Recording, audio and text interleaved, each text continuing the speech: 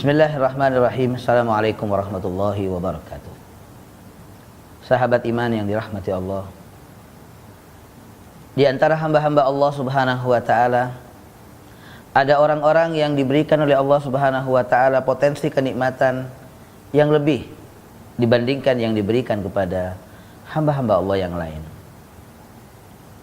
Mungkin kita adalah termasuk di antara mereka yang diberikan oleh Allah subhanahu wa ta'ala nikmatnya yang lebih banyak dibandingkan yang Allah berikan kepada yang lainnya. Baik itu berupa potensi keuangan, harta, potensi ilmu, potensi kekuatan, dan potensi-potensi yang lain yang Allah subhanahu wa ta'ala karuniakan kepada kita. Tentu ini adalah merupakan karunia Allah subhanahu wa ta'ala yang Allah berikan kepada siapa yang dikehendakinya dari hambanya. Dzalika fadlullah yu'tihi man yasha. Pertanyaannya, mengapa Allah subhanahu wa ta'ala memilih di antara hamba-hambanya ada orang-orang yang dihususkan oleh Allah subhanahu wa ta'ala dengan kenikmatannya yang lebih?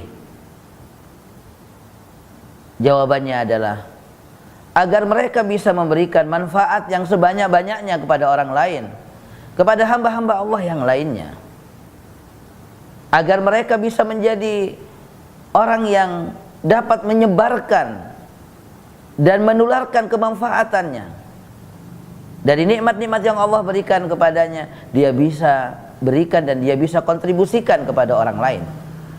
Tentu inilah tujuan Allah subhanahu wa ta'ala memberikan kenikmatan yang lebih kepadanya. Dan Allah subhanahu wa ta'ala akan menetapkan mereka di dalam kenikmatannya, atau Allah subhanahu wa ta'ala akan menetapkan nikmat itu pada mereka selagi mereka mau dan selagi mereka terus mau berbagi kepada hamba-hamba Allah subhanahu wa ta'ala yang lain. Sehingga dengan demikian dia mendapatkan titel kebaikan sebagaimana yang dikatakan oleh Rasulullah SAW, khairun nas anfa'uhum linnas. Sebaik-baik manusia adalah orang yang paling banyak memberikan manfaat kepada orang lain. Dan di sisi yang lain, kenikmatan yang dia terima dari Allah subhanahu wa ta'ala tidak dia rasakan sendiri.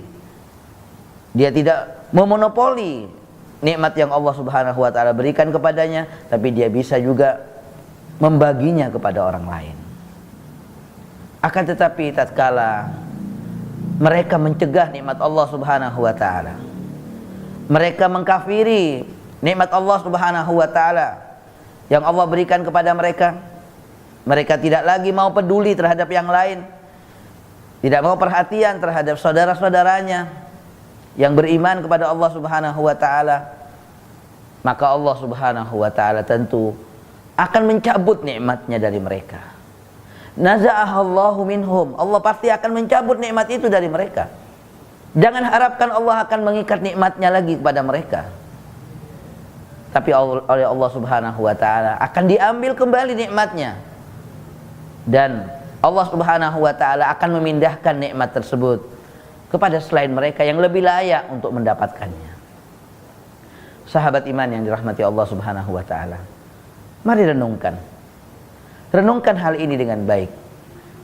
Renungkan hal ini dan camkan dengan baik dalam hati kita.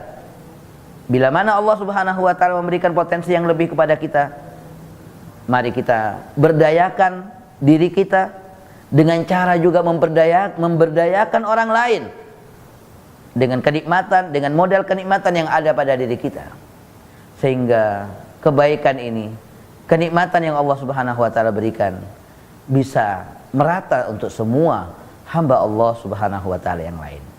Demikianlah Allah subhanahu wa ta'ala menjanjikan, la in syakartum la azidannakum wa la in kafartum inna adzabi lasyadid.